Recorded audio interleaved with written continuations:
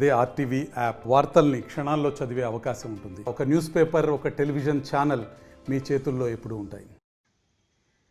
మాట్లాడచ్చా?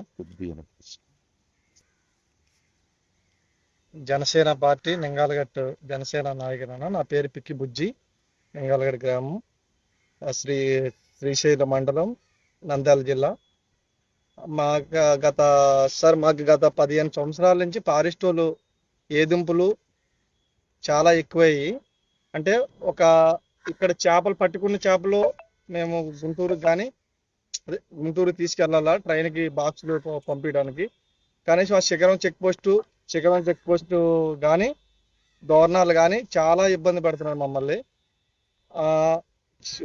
ఇల్లులు, ఒక ఇల్లు ఉన్నది, మేము ఒక 40 సంవత్సరాలు అవుతుంది. ఒక రూమ్ ఉంటే ఆ రూమ్లోనే మా నాన్నకి పుట్టిన మేము 4 పిల్లలు ఉంటే 4, మాకు పెళ్ళిళ్ళు అయ్యి మా భార్య మా పిల్లలు అందరూ 10 మంది ఉండాలంటే ఎలా ఉండగలం? ఇంకొక రూమ్ నిర్మించుకోవాలన్నా కానీ ఈ ఫారెస్ట్ వాళ్ళు ఈ రూమ్ వద్దు, రేకులు కనీసం రిపేర్ అయినా చేయించుకోవాలి. ఆ రూమ్ రిపేర్ చేయించుకోవాలన్నా కానీ వాళ్ళు చేయనట్లేదు. 15 సంవత్సరాల నుంచి చాలా ఇబ్బంది పడుతున్నారు. ఒక 10 సంవత్సరాల నుంచి అయితే ఇంకా ఎక్కువ ఇబ్బంది అయింది. ఈ చెక్ పోస్ట్ పడిన తర్వాత అనేక రకాలైన ఇబ్బంది గుర్చెత్తున్నారు. నింగాలగడ్డలో చెక్ పోస్ట్ పడిన తర్వాత ఆ చెక్ పోస్ట్ దగ్గర మా వాళ్ళు చేపల కంపెనీలు 2 పెట్టుకున్నారు. వాళ్ళ నిర్దాక్షిణ్యంగా వాళ్ళు ఇక్కడ నుంచి వాళ్ళు తగిలేసి ఆ చేపల కంపెనీలో నుంచి ఆ కంపెనీలు కూడా వాళ్ళు స్వాధీనం చేసుకొని అందులోనే వాళ్ళు చెక్ పోస్ట్ నిర్వహణ చేస్తూ వాళ్ళ దాన్ని కబ్జా అంట. మనం ఎవరిదన్నా ఏదైనా స్థలం తీసుకుంటే కబ్జా చేసామంటారు. అది వాళ్ళు ఫారెస్ట్ వాళ్ళు కబ్జా చేసినట్టే చేశారు. ఇక్కడ మేము బ్రిటిష్ కాలంలోనే ఎలాగైతే ఇబ్బంది పడేవాళ్ళు అనేవాళ్ళు మన భారతదేశంలో ఉన్న ప్రజలు ఇప్పుడు అదే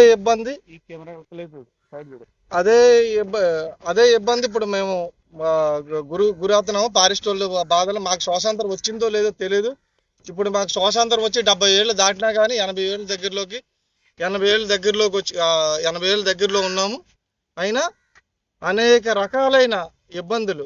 ఒక ఇల్లు కట్టుకోవాలన్నా, లేకుంటే ఇక్కడ గంగలో పట్టుకున్న చేపలు బయటకు వెళ్ళాలన్నా, ఇక్కడ ఇంజిన్ బోర్డులు కిందకి తిప్పాలన్నా, లేకుంటే రకరకాలైన పరిస్థితులు. కొత్త ఇల్లు కాదు, ఉన్న రేకుల ఇళ్ళన్నా ఆ రేకులనే మార్చి చేసుకోవాలన్నా కానీ అనేక సార్లు నేనే ఫారెస్ట్ రేంజర్ దగ్గరికి కానీ డిఎఫ్ఓ దగ్గరికి కానీ వెళ్తే మాకు ఈ రోజు వెళ్తే రేపు రమ్మంటారు, రేపు వెళ్తే ఎల్లుండి రమ్మంటారు. ఇలాగే మా స్థానిక ఎమ్మెల్యే బుడ్డ రాజశేఖర రెడ్డి గారికి దగ్గరికి ఒక 10-15 సార్లు అతనితో ఈ సమస్యలు చెప్పాము. మా ఊరు తరపునే, అన్న మాకు టాయిలెట్ నిర్మించుకోవాలన్నా, కొత్త ఇల్లు కాదు రేకులు మార్చుకోవాలన్నా కొద్దిగా అవకాశం ఇవ్వండి అంటే ఎవరు ఇది మామూలుగా ఏదైనా సమస్య వచ్చినప్పుడు ఫారెస్ట్ వాళ్ళు ఇరిగేషన్కి మాకు సంబంధం లేదంటున్నారు. మేము వెళ్ళి ఇల్లు అడిగితే ఇది కోర్ ఏరియా, మీరు ఎలాగుంటారు, ఇది రిజర్వ్ ఫారెస్ట్ అంటున్నారు. ఒకవేళ మేము ఇక్కడ నుంచి ఈ గతంలో ఒక అమ్మాయి చనిపోతే ఊరి నుంచి మా చుట్టాలు వస్తే దోరణాలు చెక్ పోస్ట్ దగ్గర మేము పర్మిషన్ అడిగాము. సార్ మా బండి వచ్చేసరికి 10:30 అయిపోతుంది ఊరి నుంచి, మా అమ్మాయి చనిపోయింది, కొద్దిగా గేట్ దగ్గర పంపించండి అంటే నాతో మాట్లాడినప్పుడు పంపిస్తామండి, మీరు ఫోన్ చేయండి అన్నారు. నేను మళ్ళీ 10:30కి బండి వచ్చిన తర్వాత ఒక 100 సార్లు ఫోన్ చేసిన అక్కడ సెక్షన్ ఆఫీసర్ గారికి. కనీసం వాళ్ళు ఉదయం 6-10 వరకు అసలు పంపించలేదు. ఇది మా ఈ శిఖరం చెక్ పోస్ట్ లో కూడా అదే ఇబ్బందులు ఎదుర్కొంటున్నాం. చేపల బండ్లు శిఖరం చెక్ పోస్ట్ లో ఒకవేళ 6 గంటలకు 1 నిమిషం వెనకైనా, 2 నిమిషాలు వెనకైనా కానీ ఇది గూడ్స్ వెహికల్ వెళ్ళకూడదని, ఒకవేళ 10,000-5,000 లంచం ఇస్తే శిఖరం చెక్ పోస్ట్ లో పంపించేస్తారు. 8 అయినా 9 అయినా రూపాయి లేదంటే ఆ శిఖరం చెక్ పోస్ట్ లోనే బండి ఆపేయాలి. రూల్స్ మాట్లాడితే మా వాళ్ళు చాలా మంది అనేక పార్టీలు ఉన్నాయి. ఇక్కడ పార్టీల్లో ఉన్న వాళ్ళు ఎవరు మాట్లాడినా కానీ ఒకవేళ మనం మాట్లాడితే ప్రెస్ మీట్ పెట్టి ఏదైనా బయటకు వెళ్ళింది అనుకో, మన నింగాలో ఢిల్లీలు పడగొడేస్తారు. ఫారెస్ట్ వాళ్ళు మనల్ని ఉండనీరు, వ్యక్తిగతంగా గురి చేసే చిత్రహింసలోకి మనల్ని గురి చేస్తారు. నాతో ఉన్న టీడీపీ పార్టీ కొంతమంది నాయకులు కూడా నాతో చెప్పిన మాట ఏంటంటే, ఇప్పుడు మనం ఈరోజు మాట్లాడే ప్రెస్ మీట్ పెట్టామనుకో, రేపు మన వాళ్ళకి చాలా అన్యాయం జరుగుతుంది. నింగాలో పాతిళ్ళు కానీ ఏదైనా రిపేర్ చేసుకోవాలన్నా, బాత్రూమ్ కట్టుకోవాలన్నా, మన చేపల మండలి ఇక్కడికి వెళ్ళాలన్నా కానీ ఈ న్యూస్ బయటకు వెళ్తే మన బండ్లు ఆపేస్తారు. మన ఏదో ఇల్లులు ఇక్కడ చేపలు పట్టుకుంటూ ఆపేస్తారు. మన ఇల్లులు పాతిళ్ళు అన్నా కొద్దిగా రిపేర్లు చేయించుకొని ఇస్తున్నారు. ఈ కూటమి గవర్నమెంట్ వచ్చిన తర్వాత అది కూడా ఆపేస్తారని వాళ్ళు భయపడి రాలేదు. ఇంకా మేము ఏదైనా జరిగినా మా మినిస్టర్ పవన్ కళ్యాణ్ గారికి ఈ విషయం తెలియాలా. మా రౌత్ అశోక్ కుమార్ మా ఎమ్మెల్యే బుడ్డా రాజశేఖర రెడ్డి గారు ఏదో అక్కడ ఏదో వెళ్ళి వాళ్ళు గేట్ దగ్గర ఎందుకయ్యా మేము ఇక్కడ కొద్దిగా అర్జెంట్ పని ఉంది మినిస్టర్ గారు వచ్చారు ఇక్కడికి వస్తాము అనే ఇక్కడ చూసుకొని వెళ్తున్నాము మాకు ఏదో పని ఉందని ఆయన ఏమో గేడు దాటుతా ఉంటే ఆ గేడు దగ్గర అతను ఆపి ఏదో ఎందుకయ్యా నన్నే ఆపుతున్నారంటే మీరు సామాన్య ప్రజలను ఇంత ఇబ్బంది పెడుతున్నారని ఎమ్మెల్యే గారు మా గౌరవనీయులు శ్రీశైలం ఎమ్మెల్యే గారు బుడ్డా రాజశేఖర రెడ్డి గారు ఆ మాట అడిగినందుకు అతను ఏదో బండిలో ఎక్కించుపోయి వాళ్ళ నలుగురు అక్కడ ఫారెస్ట్ సిబ్బంది నలుగురు ఎక్కించుపోయి రాత్రి అల్లా రౌత్ అశోక్ కుమార్ ఇద్దరు ఏదో తిప్పి వాళ్ళు కొట్టి చిట్టి ఏదో చిత్రహింసలు పెట్టారని అంటున్నారు. ఇదంతా అవాస్తవం.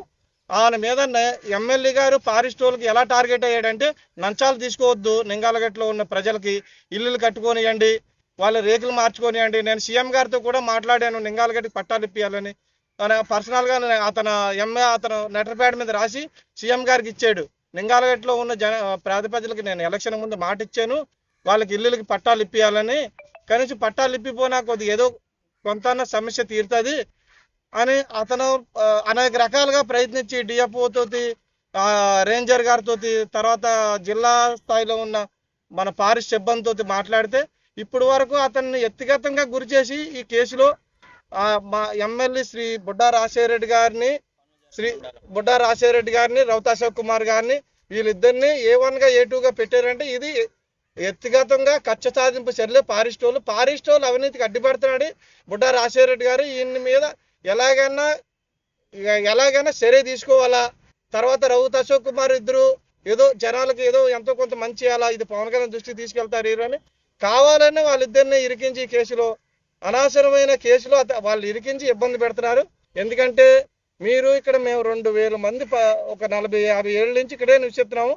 ఇక్కడ మాకి రకరకాలుగా చేపలు పట్టుకోనికంట, ఇల్లు నిర్మించుకోనికంట, కనీసం మా నీళ్లు ఒక 2 సిసి రోడ్లు ఛాన్స్ చేశారంట మీరే పవన్ కళ్యాణ్ గారు. మీరే 2 మీ మంత్రి గ్రామీణ పంచాయతీ శాఖ నుంచి 2 రోడ్లు మా నింగాలగడ్డ గ్రామానికి విడుదల చేశారు ఓ 30 లక్షల రూపాయల వరకు. అది మా క్యాంపులో ఏమనక 2 సిసి రోడ్లు వేయాలని మీరు ప్రయత్నిస్తే ఆ డబ్బులు ఎప్పుడు మీరు సంక్రాంతి పండగకే డబ్బులు వాడేసుకోవాలి అందరూ చేయాల వరకు అని చెప్పారు. కనీసం 8 నెలలు అయిందన్న ఇప్పటికి 8 నెలల్లో కూడా ఆ రోడ్లు అయినది ఫారెస్ట్ వాళ్ళు. అనేక సార్లు నేను కానీ ఎమ్మెల్యే గారు కానీ రౌత్ అశోక్ కుమార్ కానీ నా తోతున్న టీడీపీ నాయకులు కానీ మేము చాలాసార్లు డిఎఫ్ఓని రేంజర్ని కలిసాము. ఎందుకంటే ఈ రోడ్లు అయినాయండి ఇటు ప్రభుత్వ ధనం వేస్ట్గా వెనక్కిపోతాయి మేము పని చేసుకోకపోతే. గతంలో కూడా ఒకసారి టీడీపీ గవర్నమెంట్ ఉన్నప్పుడు ఆ రోడ్డు శిలాపథకం వేశారు, అప్పుడు కూడా వేయలేదు. ఇప్పుడు మళ్ళీ రెండోసారి ఎమ్మెల్యే గారు తెచ్చారు, తర్వాత పైప్ లైన్ తెచ్చారు, ఈది నైట్లు తెచ్చారు, పైప్ లైన్ ఈది కుళాయిలు తెచ్చారు, ఈది నైట్లు తెచ్చారు. ఇవన్నీ ఫారెస్ట్ వాళ్ళు ఆపి అతని మీద వ్యక్తిగతంగా కక్ష సాధింపు సాధిస్తున్నారు.